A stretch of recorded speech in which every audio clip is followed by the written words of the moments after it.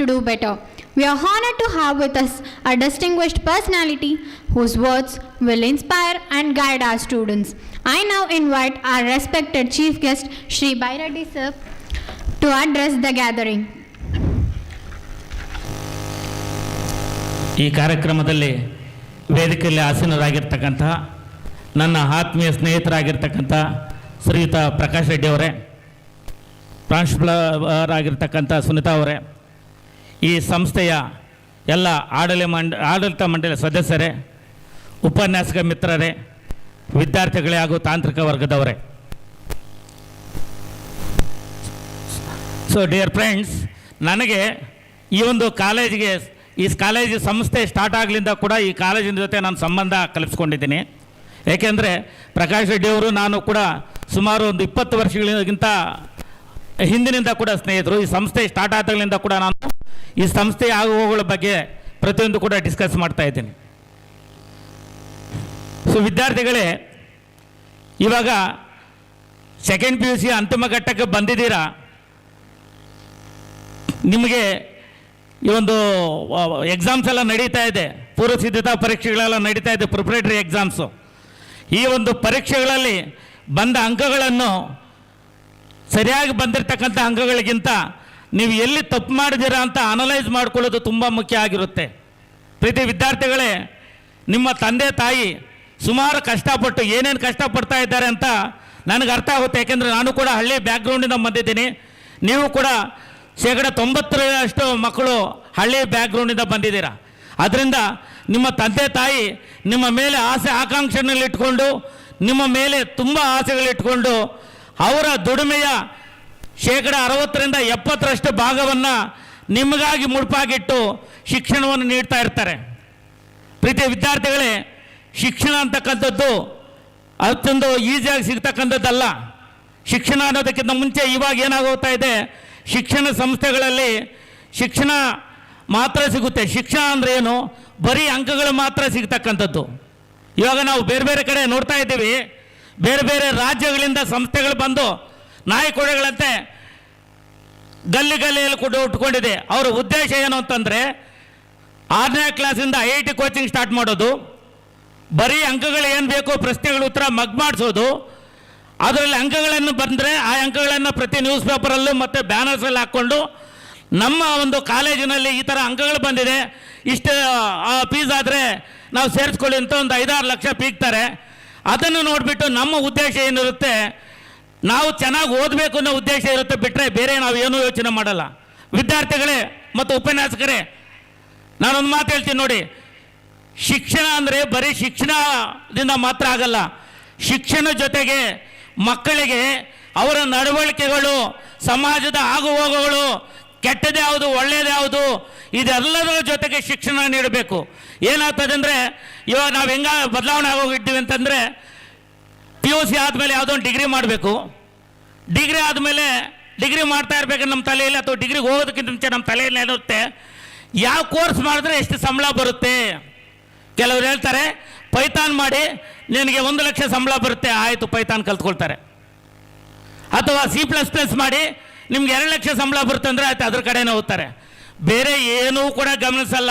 ನಮ್ಮ ರಾಮಾಯಣ ಮಹಾಭಾರತ ಅದರಿಂದ ಏನು ಕಲಿಬಹುದು, ಸೊಸೈಟಿಯಲ್ಲಿ ಆಗ್ತಾ ಇರೋದೇನು, ಅಪ್ಪ ಅಮ್ಮ ಏನು ಕಷ್ಟಪಟ್ಟು ನಮ್ಮನ್ನು ಓದಿಸ್ತಾ ಇದ್ದಾರೆ, ಈ ಥರ ಯಾವುದೇ ಅದ್ರ ಬಗ್ಗೆ ಕೂಡ ಗಮನ ಇರಲ್ಲ. ನಮ್ಮ ಪಾಡಿಗೆ ನಾವೇನು ಮಾಡ್ತೀವಿ, ಸೊ ಓದ್ಕೊಳ್ತೀವಿ, ಪುಸ್ತಕ ಇಟ್ಕೊಳ್ತೀವಿ, ಮಗ್ ಮಾಡ್ತೀವಿ, ಆನ್ಸರ್ ಬರಿತೀವಿ, ಬರ್ತೀವಿ. ನಾಳೆ ಏನಾದರೂ ಕೆಲಸ ಸಿಗಲಿಲ್ಲ ಅಂದರೆ ಸಮಾಜದಲ್ಲಿ ಹೆಂಗೆ ಬದುಕಬೇಕು ಅಂತ ತಿಳ್ಕೊಂಡಿದ್ದೀವ.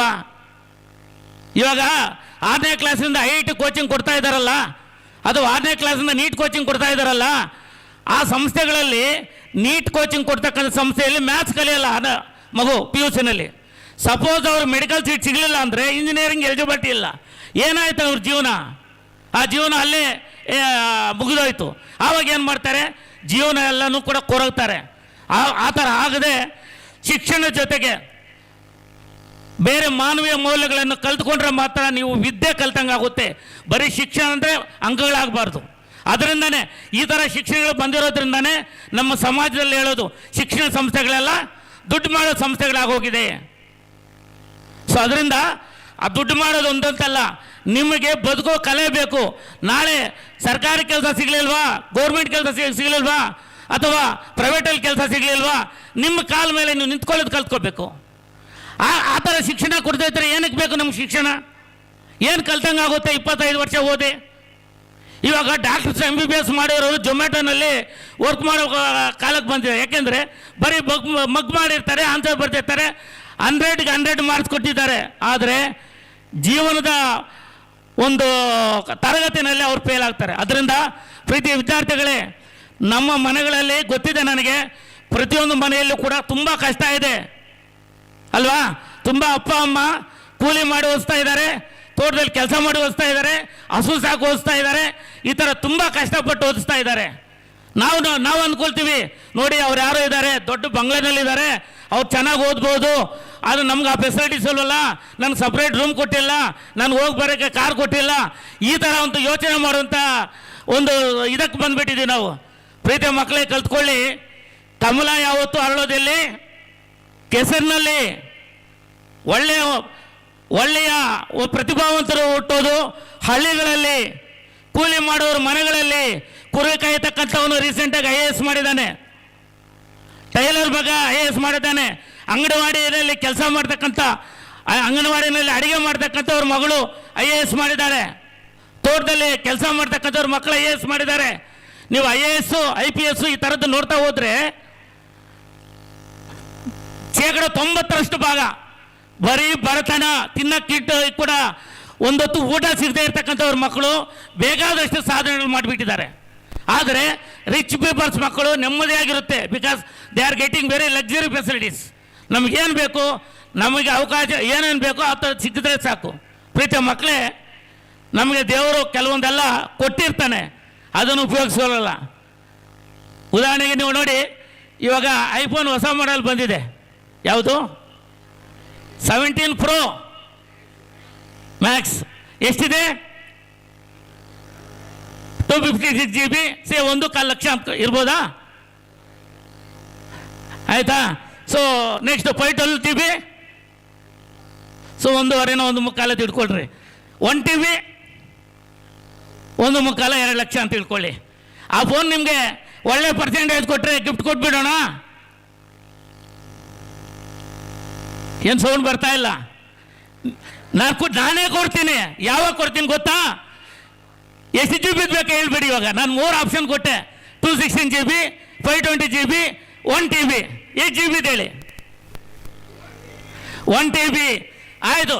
ನಿಮ್ಮ ಹತ್ರ ಏನಾದರೂ ಐಫೋನ್ಗಿಂತ ಒಳ್ಳೆ ಮಾಡಲ್ ನಿಮ್ಮ ಹತ್ರ ಇಲ್ಲ ಅಂದರೆ, ನಿಮ್ಮ ಹತ್ರ ಅದಕ್ಕಿಂತ ಒಳ್ಳೆ ಮೆಮೊರಿ ಕಾರ್ಡ್ ಇಲ್ಲ ಅಂದರೆ ಕೊಡ್ತೀನಿ. ಪ್ರೀತಿಯ ಮಕ್ಕಳೇ, ನಿಮ್ಮ ತಲೆಗಿಂತ ಐಫೋನ್ ಇದೆಯಾ? ಅದರಲ್ಲಿ ಮೆದುಳಿದೆ ಇಲ್ವಾ? ಅದಕ್ಕೆ ಮೆಮ್ರಿ ಇದೆ ಇಲ್ವಾ? 2 lakh GB ಇರ್ತಕ್ಕಂಥ ಮೆಮ್ರಿ ನಿಮ್ಮ ತಲೆಯಲ್ಲಿ ಇಟ್ಕೊಂಡು 1 TB ಕೇಳ್ತಾ ಇದ್ದೀರಲ್ಲ, ನಿಮ್ಮ ತಲೆನೇನು ಮಾಡ್ತಾ ಇದ್ದೀರಾ? ನಿಮ್ಮ ಹತ್ರ ಇರ್ತಕ್ಕಂಥ ಮೆಮ್ರಿನ ಯೂಸ್ ಮಾಡ್ಕೊಳ್ಳಲ್ವಾ? ಆ ಮೆಮ್ರಿ ಕಾರ್ಡ್ ಯೂಸ್ ಮಾಡ್ತೀರಾ, ಇದನ್ನು ಯೂಸ್ ಮಾಡ್ತೀರಾ? ಐಫೋನ್ಗಿಂತ ಸೇಫ್ಟಿ ಕೊಟ್ಟಿದ್ದಾರೆ ಇಲ್ವಾ ತಲೆಗೆ? ಸೊ ಈ ಥರ ನಿಮ್ಮಲ್ಲಿ ಇರ್ತಕ್ಕಂಥ ಒಂದು ಸಂಪನ್ಮೂಲಗಳು, ನಿಮ್ಮ ಒಂದು ಮೆದುಳನ್ನು ಉಪಯೋಗಿಸ್ಕೊಳ್ಳಿ. ಇವಾಗ ಪರೀಕ್ಷೆಗಳು ಕೂಡ ತುಂಬ ಡೈಲ್ಯೂಟ್ ಮಾಡಿಬಿಟ್ಟಿದ್ದಾರೆ. ಪ್ರತಿಯೊಂದು ವಿಷಯದಲ್ಲೂ ಕೂಡ 3 ಮಾಡಲ್ ಪೇಪರ್ನ ಕೊಟ್ಟಿದ್ದಾರೆ. ಪ್ರತಿ ವಿದ್ಯಾರ್ಥಿ ಕೂಡ 3 ಮಾಡಲ್ ಪೇಪರ್ನ ತಪ್ಪದೇ ಓದ್ಕೊಳ್ಳಿ. ಅದ್ರ ಜೊತೆಗೆ 3 ಮಾಡಲ್ ಪೇಪರ್ ಜೊತೆಗೆ ಇವಾಗ 2 ಪೇಪರ್ ಪೇಪರ್ಸ್ ಇದು ಮಾಡಿ 3 ಪೇಪರ್ ಮಾಡಲ್ ಪೇಪರ್ ಓದಿರೋ ಮಗು ಯಾರೂ ಕೂಡ ಫೇಲ್ ಆಗೋಕ್ಕೆ ಅವಕಾಶ ಇಲ್ಲ. ಪ್ರೀತಿಯ ಮಕ್ಕಳೇ, ನೀವೆಲ್ಲ ಕೂಡ ನ್ಯೂಟನ್ಸ್ ಲಾಸ್ ಆಫ್ ಮೋಷನ್ ಕೇಳಿದ್ದೀರಾ, ನ್ಯೂಟನ್ಸ್ ಲಾ ಆಫ್ ಗ್ರಾವಿಟೇಷನ್ ಕೇಳಿದ್ದೀರಾ ಅಲ್ವಾ? ಸೊ ಸರ್ ಐಸಾಕ್ ನ್ಯೂಟನ್ಗೆ ಅವ್ರ ತಾಯಿ ಏನು ಯಾವ ಫೋನು ಕೊಟ್ಟಿರಲಿಲ್ಲ, ಯಾವುದೊಂದು ದೊಡ್ಡ ಪ್ರತಿಷ್ಠಿತ ಸಂಸ್ಥೆಗಳಲ್ಲೂ ಕೂಡ ಓದಿಸಿರಲಿಲ್ಲ. ಸರ್ ಐಸಾಕ್ ನ್ಯೂಟನ್ ಬಗ್ಗೆ ನಾನು ಹೇಳ್ತೀನಿ. ಸರ್ ಐಸಾಕ್ ನ್ಯೂಟನ್ ಹೊಟ್ಟೆಯಲ್ಲಿ ಇರಬೇಕಾದ್ರೆ 2 ತಿಂಗಳ ಮುಂಚೆನೇ ಅವ್ರ ತಂದೆ ತೀರ್ಕೊಳ್ತಾರೆ. ಅವ್ರ ತಾಯಿ ಅದನ್ನ ಸಾಕ್ತಾ ಇರ್ತಾರೆ. ಒಂದು 3 ವರ್ಷ ತನಕ ಸಾಕಿದ ತಕ್ಷಣ ಅವ್ರನ್ನ ಆ ಒಂದು ನ್ಯೂಟನ್ ಅವ್ರ ಅಜ್ಜಿ ಮನೆಯಲ್ಲಿ ಬಿಟ್ಬಿಟ್ಟು 2ನೇ ಮದುವೆ ಆಗಿ ಹೊರಟೋಗ್ತಾರೆ. ನ್ಯೂಟನ್ಗೆ ಯಾವುದೇ ಫೆಸಿಲಿಟೀಸ್ ಇರಲ್ಲ. ಅಜ್ಜಿ ಏನೋ ಒಂದಷ್ಟು ಊಟ ಹಾಕ್ತಾರೆ, ನೋಡ್ಕೊಳ್ತಾ ಇದ್ರು, ಒಂದಷ್ಟು ಸ್ಕೂಲ್ಗೆ ಹೋಗ್ತಾ ಇದ್ರು.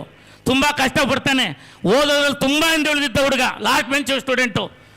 ಒಂಥರ ಮೂಡಿ, ಏನೂ ಗೊತ್ತಿಲ್ಲದೆ ಇರ್ತಾರೆ, ಸೈಲೆಂಟಾಗಿ ಕೂತಿರೋನು, ಯಾರ ಜೊತೆ ಜಾಸ್ತಿ ಮಿಂಗಲ್ ಆಗ್ತಾ ಇರಲಿಲ್ಲ. ಇವಾಗಿನ ಥರ ಸ್ಕೂಲ್ ಬಸ್ಗಳು, ಕಾಲೇಜ್ ಬಸ್ಗಳು ಅವಾಗ ಇರಲಿಲ್ಲ. ಅಂಥ ಟೈಮಲ್ಲಿ ಅವರು ಒಂದು 2-3 ಕಿಲೋಮೀಟ್ರ್ ನಡ್ಕೊಂಡು ಹೋಗಬೇಕು. ನಮಗೆಲ್ಲ ಗೊತ್ತಿದೆ ಹುಡುಗರಿಗೆ, ಒಂದು 2-3 ಕಿಲೋಮೀಟ್ರ್ ನಡ್ಕೋಬೇಕು ಅಂದರೆ ಸುಮ್ಮನೆ ನಡ್ಕೊಂಡು ಹೋಗ್ತೀವ? ಆ ಒಂದು 4-5 ಜನ ಗುಂಪಿದ್ರೆ ಅವರಲ್ಲಿ ಯಾರಾದರೂ ಒಬ್ಬರು ಕೀಟ್ಲೆ ಮಾಡ್ತಾ ಇರಬೇಕು ಅಲ್ವಾ? ಯಾರಾದರೂ ಒಂದು ಗೋಳೆ ಕೊಳಕೊಬ್ಬರು ಬೇಕಲ್ಲ. ಆ ಊರಿಗೆ ಹೋಗ್ತಕ್ಕಂಥವ್ರಿಗೆಲ್ಲ ನ್ಯೂಟನ್ ಆಹಾರ ಆಗಿದ್ದ. ಸರ್ ಐಸಾಕ್ ನ್ಯೂಟನ್ ಹೋಗ್ತಾ ಇರಬೇಕಾದ್ರೆ ಅವನು ನೋಡೋದಕ್ಕೂ ಚೆನ್ನಾಗಿರಲಿಲ್ಲ. ಅದೆಲ್ಲ ಪ್ರತಿಯೊಂದು ಹಿಡ್ಕೊಂಡು ಅವನು ಡೈಲಿ ಬಂದು ಟೀಸ್ ಮಾಡೋದು. ಏಕೆಂದರೆ ಅವ್ರಿಗೂ ಟೈಮ್ ಪಾಸ್ ಆಗಬೇಕು. ಸುಮಾರು 1 ಅವರ್ ನಡ್ಕೊಂಡು ಹೋಗಬೇಕು. ಆ ಟೈಮಲ್ಲಿ ಇವನು ಹೆಜ್ಜೆಯಲ್ಲೂ ಕೂಡ ಇವನು ಹೀಯಾಳಿಸೋರು. ಎಷ್ಟು ದಿವಸ ತಡ್ಕೊಳ್ತಾನೆ ಇದ್ದ. ನಾನೇನು ಮಾಡೋಕ್ಕಾಗಲ್ಲ ಅಂತ.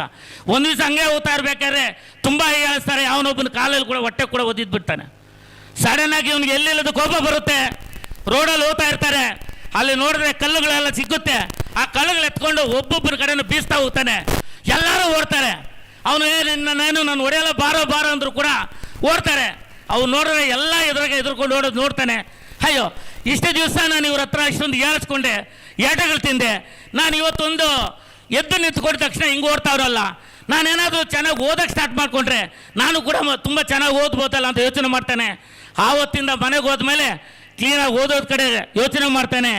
ಓದುತ್ತಾ ಯೋಚನೆ ಮಾಡಿಕೊಂಡು ಕ್ಲಾಸಲ್ಲಿ ಫಸ್ಟ್ ಪೊಸಿಷನ್ ಆಕ್ಯುಪೈ ಮಾಡ್ಕೊಳ್ತಾನೆ. ಅಂಥ ಟೈಮಲ್ಲಿ ಏನಾಗುತ್ತೆ, ಪ್ಲೇಗ್ ಬಂದುಬಿಡುತ್ತೆ. ಯಾಕೆಂದರೆ ಅಷ್ಟೊತ್ತಿಗೆ ತಾಯಿನೂ ವಾಪಸ್ ಬಂದಿರ್ತಾಳೆ. ಪ್ಲೇಗ್ ಬಂದುಬಿಡುತ್ತೆ. ಪ್ಲೇಗ್ ಅಂದರೆ ಹೆಂಗಿತ್ತು ಅಂದರೆ, ಮೊದಲು ಈ ಥರ ಹಾಸ್ಪಿಟಲ್ಸ್ ಇರಲಿಲ್ಲ. ನಾವು ರೀಸೆಂಟಾಗಿ ಕೊರೋನಾ ನೋಡಿದ್ವಲ್ಲ, ಅದಕ್ಕಿಂತ ಭಯಂಕರವಾಗಿತ್ತು. ಒಂದು ಸಲ ಸ್ಕೂಲ್ ಮುಚ್ಚಿದ್ರು ಅಂತಾರೆ, ಯಾವತ್ತು ಓಪನ್ ಅಂದರೆ ಯಾವ ಪ್ಲೇಗ್ ಕಂಟ್ರೋಲ್ ಬರುತ್ತೋ ಅದು. ಸೊ ಆವಾಗ ಆತನು PUC ಶಿಕ್ಷಣದಲ್ಲೇ ಕೂಡ ಶಿಕ್ಷಣ ಅಂತ ಬಿಡ್ತಾರೆ. ಕುರಿ ಕಾಯಕ್ಕಾಗ್ತಾರೆ. ಕುರಿ ಕಾಯ್ಕೊಳ್ಬೇಕಾದ್ರೇ ಆ ನ್ಯೂಟನ್ನು ತನ್ನ ಒಂದು ರಿಸರ್ಚ್ ಕಡೆ ಗಮನ ಹರಿಸ್ತಾನೆ. ಆವಾಗ ಯಾವುದು ಎಲೆಕ್ಟ್ರಿಸಿಟಿ ಇರಲಿಲ್ಲ. ಒಂದು ಪ್ಯಾನ್ ರೆಡಿ ಮಾಡ್ತಾನೆ. ಪ್ಯಾನ್ಗೆ ಒಂದು 4-5 ಬ್ಲೇಡ್ ಹಾಕ್ಬಿಟ್ಟು ಆ ಬ್ಲೇಡ್ ಮೂವ್ ಆಗೋದಕ್ಕೆ ಏನು ಮಾಡೋದು ಅಂತ ಯೋಚನೆ ಮಾಡಿ ತಿರುಗಿಸಿದ್ರೆ ಹೋಗುತ್ತೆ. ಯಾವಾಗಲೂ ತಿರ್ಸ್ಕೋಕ್ಕಾಗಲ್ವಲ್ಲ, ಒಂದು ಇಲಿನ ಹಾಕ್ಬಿಟ್ಟು ಆ ಇಲಿಗೆ ಒಂದು ಮೇಲ್ಗಡೆ ಒಂದು ಸ್ವಲ್ಪ ಪುಟ್ಟು ತಗಲಾಗ್ತಾನೆ. ಆ ಪುಟ್ಟಿಗೆ ಇಲಿ ಹೋದಾಗ ಕಾಲು ತಗೊಳ್ಳೋದು, ಪ್ಯಾನ್ ಮೂವ್ ಆಗೋದು. ಈ ಥರ ರಿಸರ್ಚ್ ಸ್ಟಾರ್ಟ್ ಮಾಡಿ ನ್ಯೂಟನ್ಸ್ ಲಾ ಆಫ್ ಗ್ರಾವಿಟೇಷನ್ ಆಗ್ಬೋದು, ಈ ಥರ ಬೇಕಾದಷ್ಟು ಲಾಸ್ನ ಫೈಂಡ್ ಔಟ್ ಮಾಡಿರ್ತಕ್ಕಂಥ ಅವರು ನಮ್ಮ ರೆಗ್ಯುಲರ್ ಶಿಕ್ಷಣ ಪಡೆಯೋಕ್ಕಾಗಲಿಲ್ಲ ಬಿಕಾಸ್ ಈ ಥರ ತೊಂದರೆಗಳಿಂದ. ಆದ್ದರಿಂದ ಪ್ರತಿ ವಿದ್ಯಾರ್ಥಿಗಳೇ, ನಿಮಗೇನು ಫೆಸಿಲಿಟೀಸ್ ಇದೆ ಅಂತಲ್ಲ, ಖಂಡಿತವಾಗಲೂ ನಿಮಗೆ ಬೇಕಾದಷ್ಟು ಫೆಸಿಲಿಟೀಸ್ ಇದೆ. ಅದನ್ನು ಸದುಪಯೋಗಿಸ್ಕೊಡಿಸ್ಕೊಳ್ಳಿ. ತಂದೆಯದು ಕೊಡಲಿಲ್ಲ, ತಾಯಿದು ಕೊಡಲಿಲ್ಲ ಅನ್ನಬೇಡಿ. ಯಾಕೆಂದರೆ ಅವ್ರ ಶಕ್ತಿ ಮೀರಿ ನಿಮ್ಮನ್ನು ಸಾಕ್ತಾ ಇದ್ದಾರೆ, ಒಳ್ಳೆ ಆಹಾರ ಕೊಡ್ತಾ ಇದ್ದಾರೆ.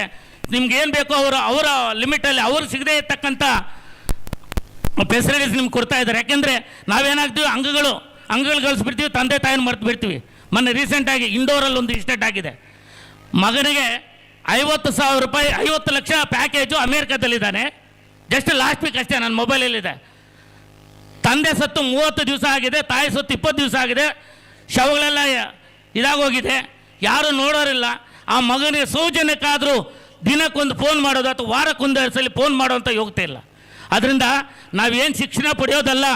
ಶಿಕ್ಷಣ ಅಂತಂದರೆ ನಮ್ಮ ನೆರೆಯವರ ಜೊತೆ ಹೆಂಗೆ ನಡ್ಕೋಬೇಕು, ಅಪ್ಪ ಅಮ್ಮ ಜೊತೆ ಹೆಂಗಿರಬೇಕು, ಅಕ್ಕ ತಂಗಿ ಜೊತೆ ಹೆಂಗಿರಬೇಕು, ಚಿಕ್ಕಪ್ಪ ಚಿಕ್ಕಮ್ಮ ಎಲ್ಲ ಸಂಬಂಧಗಳು ಬೆಳೆದ್ರೆ ಮಾತ್ರ ನಮ್ಮ ಜೀವನ ಸಾರ್ಥಕ ಆಗುತ್ತೆ. ಬಿಟ್ಟರೆ ಬರೀ ಸಂಬಳ ಯಾವುದೋ ಬಂತು ಅಂತಂದರೆ ನಾಳೆ ಆ ಕಂಪ್ನಿ ಏನಾದ್ರು ಕ್ಲೋಸ್ ಆಯಿತು ಅಂದರೆ ಹೆಂಗೆ ಬದುಕಬೇಕು ಅಂತ ಗೊತ್ತಾಗಲ್ಲ. ಕೆಲವರು ಹೇಳ್ತಾ ಇರ್ತಾರೆ, ನಮ್ಮ ಕಂಪ್ನಿ ಯಾವತ್ತು ಹೋಗುತ್ತೋ ನಾನು ಏನು ಮಾಡಬೇಕು ಅಂತ ಗೊತ್ತಿಲ್ಲ ಅಂತ.